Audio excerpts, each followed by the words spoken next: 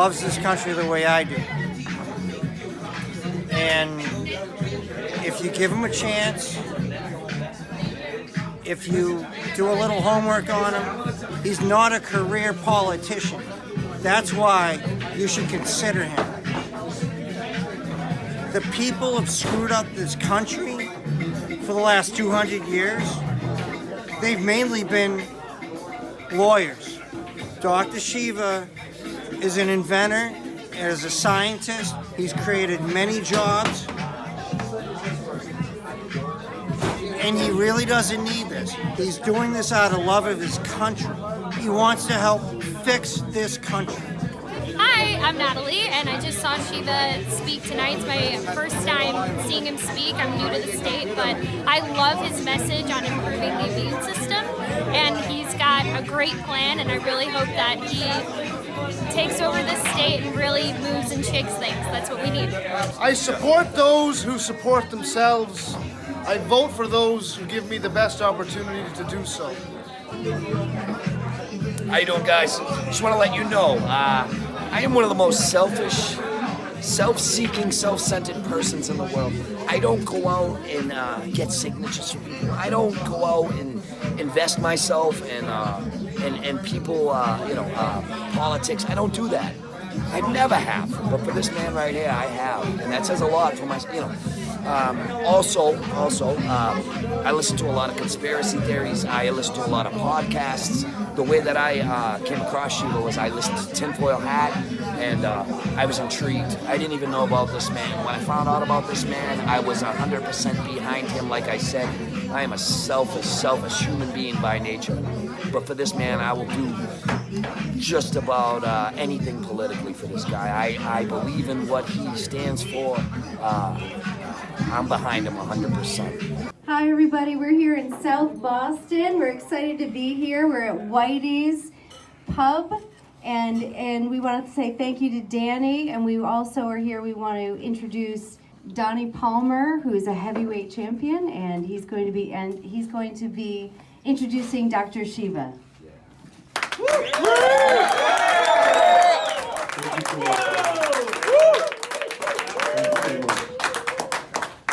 Hello, everybody.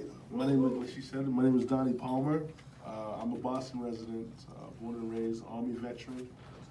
I'm an Army veteran. I'm a school teacher, and I also ran for city council here in 2015 in the city as a Republican in a nonpartisan race. I feel like the people should know where I stand.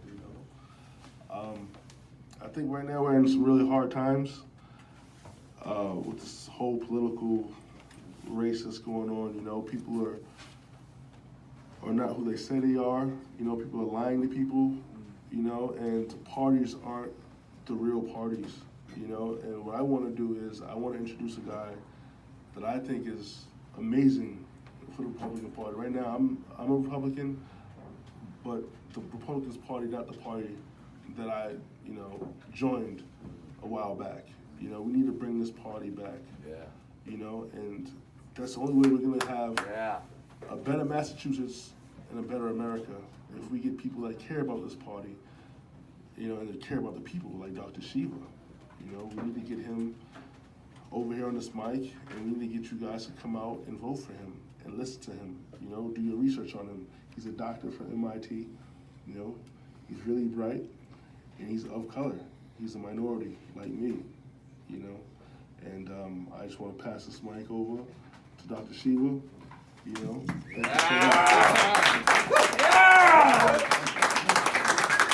Thank you, Donnie. Donnie may not have told his journey, if I can share a little bit of it. Donnie, very, heavyweight fighter. He's traveled all around the world, right from the streets of Boston here. And he ran for city council as a black Republican. And he wasn't treated right. Charlie Baker didn't even acknowledge you, if I'm right. You're right. And what we have in Massachusetts is frankly one of the most racist parts of this country. That's what we have. Period. And the reality is that we don't discuss race in America. It's the number 2 issue next to the economy, and no one discusses it. And what's happened is it's become a monopoly of the Democratic Party. So if you don't use the N-word and you're for affirmative action, then you're not a racist. And the Republican Party doesn't want to discuss race because they're also racist. And the reality is the party of Lincoln, the party of Marcus Garvey, which was a true Republican Party, needs to be taken back. And we're going to take it back. That's what we're going to do. We today in Massachusetts have just one party. It's a party of anti-Trump. It's a party of racism. It's a party of Charlie Baker. It's a party of Elizabeth Warren. It's one party. I mean, you can see Charlie Baker taking selfies at the St. Patrick's Day Parade. He's not a Republican, come on. He's not a Republican. And what Charlie Baker has done, and what Bill Weld has done, his mentor, who, by the way, Bill Weld claims he's a Republican, he's already endorsed Joe Kennedy, the Democrat, okay? Another old white boy, okay? Guy who's never worked his whole life, has $51 million already inherited. And I say old white boy not meaning white, I'm talking about the blue bloods who should have headed back in 1776 after they lost back to Britain. But they still think they're the aristocrats. The Democratic Party is a party of the aristocracy, and we are working people, and neither party represents us. That's what we have today. And the Republican Party is one with the Democratic Party. So anyone who thinks, these guys are different, you've been duped, and we're here to really bring back the Republican Party. The Republican Party was supposed to be the party of working people. It was supposed to be the party against segregation. It was supposed to be the party bringing together this country based on meritocracy. Not aristocracy, meritocracy, which means how hard you worked, right? Based on your skills, based on your ingenuity, based on your innovation, based on your entrepreneurship, right? But it's actually not become that. It's become the party which collaborates and colludes with the Democratic Party against working people. That's what it's become. I want to talk a little bit about the coronavirus. The fact is we're not running from the coronavirus. We're here. Everyone can see this. And the coronavirus is not about the coronavirus. What it's really about, it's about how much the state can impose its will on people by using fear. That's what it's about. And if you unravel this puzzle, what you find out is that the infrastructure in the United States, it, by the way, got rated a D+. The infrastructure in the United States got rated a D+ by the American Society of Civil Engineers in 2017. Massachusetts got an F-. Did you guys know that? F-, 123 points out of 350 points. Horrible bridges, horrible trains, crumbling water systems. I mean, working people, it takes them 2-3 hours to go from one point to the other point. I think we should have called a national emergency for that, right? But here, Baker is up there saying he's helping us out coming back from his vacation to call an emergency on the coronavirus. All right, he's exactly, bullshit. So what we have is the elites in this country, the 0.1%, don't give a damn about all of us. What they care about is themselves. We've created the highest income inequality in this country. Massachusetts, the average net worth in Boston of a black person is $8. And that of a white person, I don't mean working class people, us who go to fight their wars, right? Or poor blacks and poor whites and brown people. I'm talking about the people like John Kerry, the people like Elizabeth Warren who live over in Lewisburg Square. Their net worth is $250,000. That's by the Federal Reserve. $8 versus $250K. Who the hell is Joe Kennedy or Charlie Baker or Elizabeth Warren to teach us about inequality? Think about it. These guys are complete scumbags.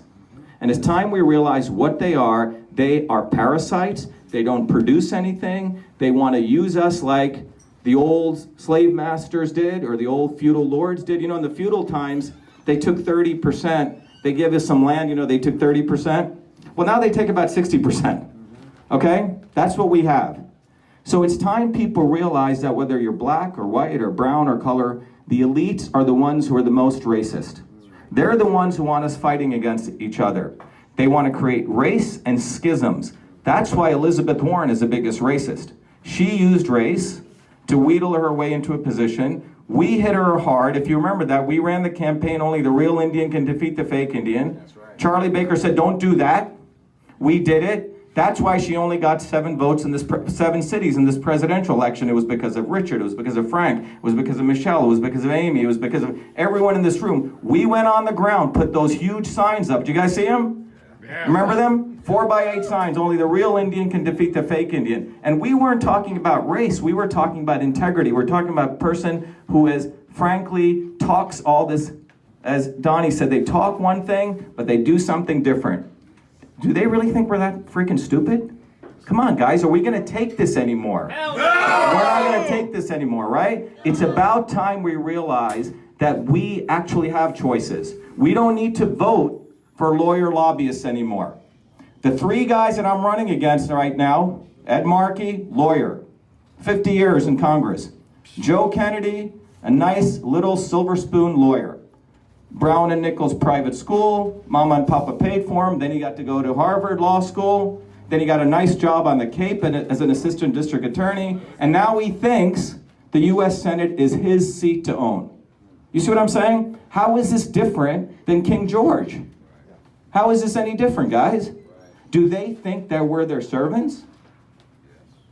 You see what I'm saying? This is really disgusting behavior. We should not allow it anymore. And I should have had a clear shot to run as a Republican nominee, but Bill Well, Charlie Baker, and Lion Jim Lyons, who's a fake Trumper, threw another lawyer who's got like 50 Twitter followers. And they're gonna beef this idiot up as though he's somebody. That's what these guys do. They don't want you and I to have power. They want to keep power for themselves. But in 2020, all of us, you have a choice. Everyone in this room, you got to go on the ground and say, you know what? One of us is running out there. One of us. Not one of them, one of us. And that guy has worked his butt off. He came from Newark, Patterson, Clifton, mowing lawns, painting homes, learning how to program software, and he built the first email system, not at MIT, he did it in Newark, New Jersey. The invention of email took place by a 14-year-old American kid in Newark. It did not occur at MIT. It did not occur in Silicon Valley. It occurred by a kid who worked his butt off, worked until 3 in the morning, and allowed women whose customers were women, who he cherished, to move from the typewriter to the computer. That was the invention of email. It wasn't done by a nerd with a beard with glasses in the military. You see, the narrative is that you have to look like a nerd and then you're smart. You can't be a good-looking guy who plays sports and do other things. This is a narrative the elites have drawn. But the invention of email took place by people like you and me. Okay? Innovation can occur anytime, any place, by anybody. So when you look at this coronavirus, it's fascinating. Because you see, I have 4 degrees from MIT, and my field is the immune system. Okay, I just gave a talk at the National Science Foundation because I'm considered one of the leading guys in the world on this. And I spoke about the modern theory of the immune system. When you look at your body and my body, everyone's body is unique in here. One size doesn't fit all. Not everyone should be all getting 30, 50, 60 different vaccines. You may be healthy because you played outdoors, you had dirt, and someone else may have been living in a little bubble whose parents never let him touch anything. He may need a little titration of vaccines. The point is, everyone's body is different. But more importantly, when you look, if we want to talk about public health, and we look at the history of how did we actually fight infectious diseases? Anyone know how? The way we fought it was infrastructure. Infrastructure, infrastructure. In 1900, if we were here, go back, 120 years ago, 14 out of 100,000 people were dying of infectious diseases. So if you did a graph, 1900s, 14 out of 100,000. By 1950, that had fallen to 0.5 out of 100,000, okay? So 98% of the infectious diseases in America were wiped out before the invention of vaccines. Did you guys know that? But you're told vaccines, vaccines, vaccines. No. What occurred during those 50 years? What occurred was we had sanitation. We had nutrition, okay? We had vitamin A. We had refrigeration, transportation. We had all these incredible infrastructure gains that resulted in that massive decline, okay?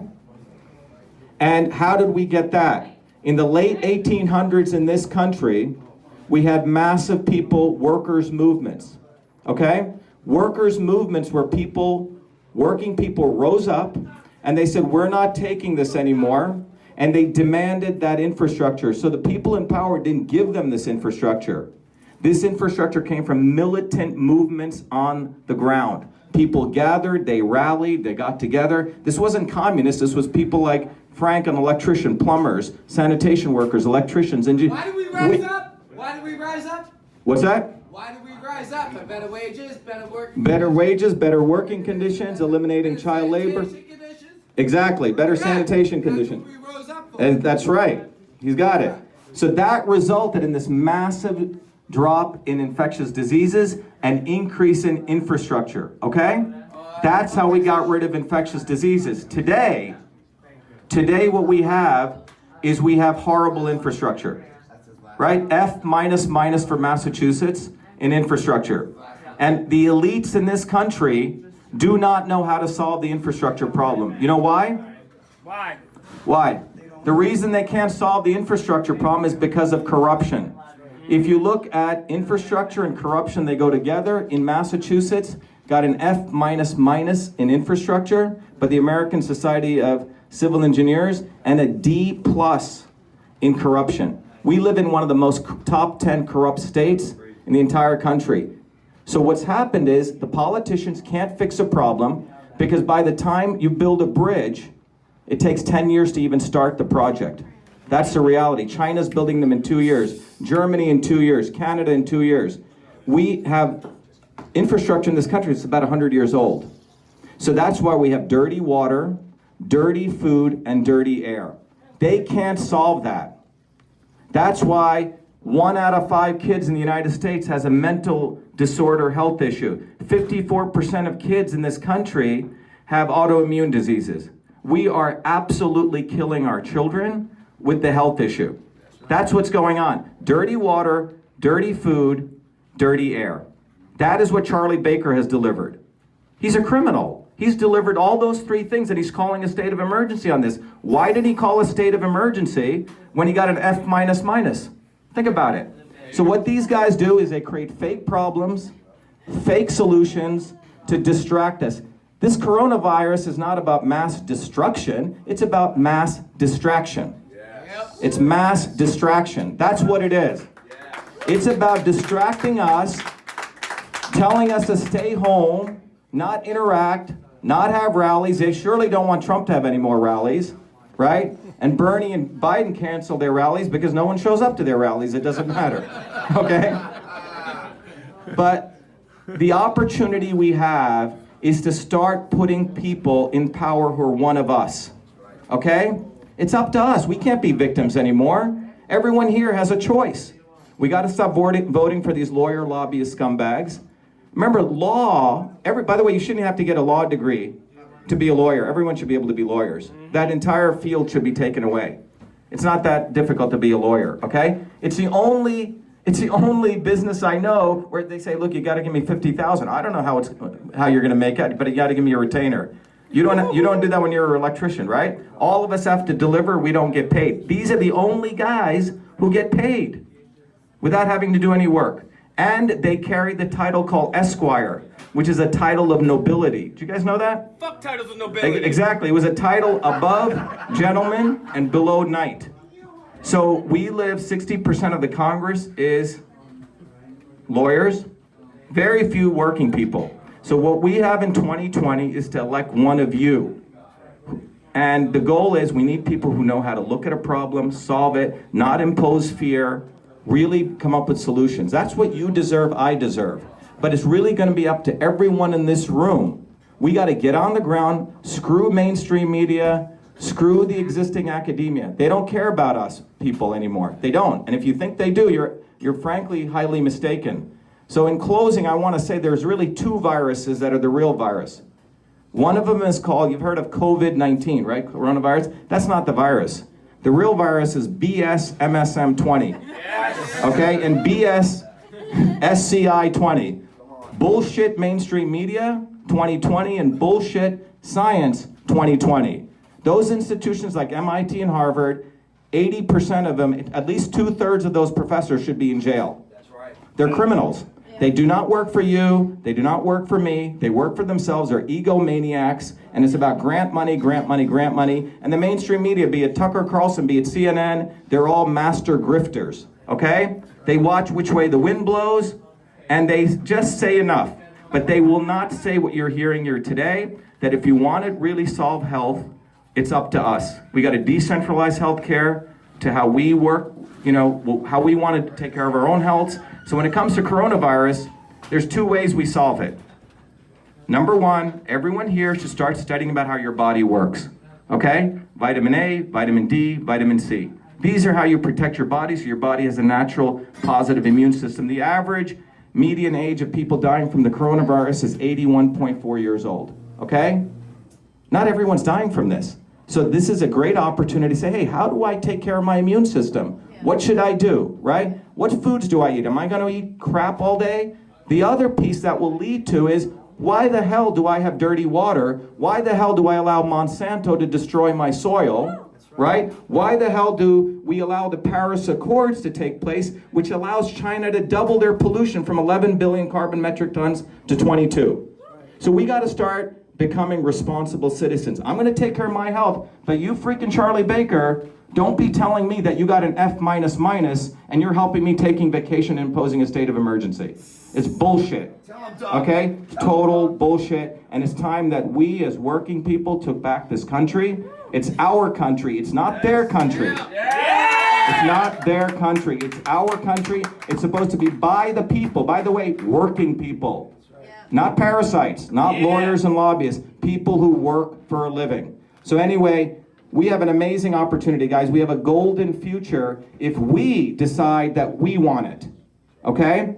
And we overcome all this fear nonsense and the state imposing their will. That's what this coronavirus represents. And as Donnie said, if you see what we wrote on Twitter, we ain't running from the coronavirus. We're gonna go win, and we're gonna we're gonna usurp power back from the Republican Party. We're gonna take it back. So we're coming for you, Charlie Baker. We're coming for you, Jim Lyons. We're coming for you, Bill Weld, because you guys do not own the people anymore. Thank you very much.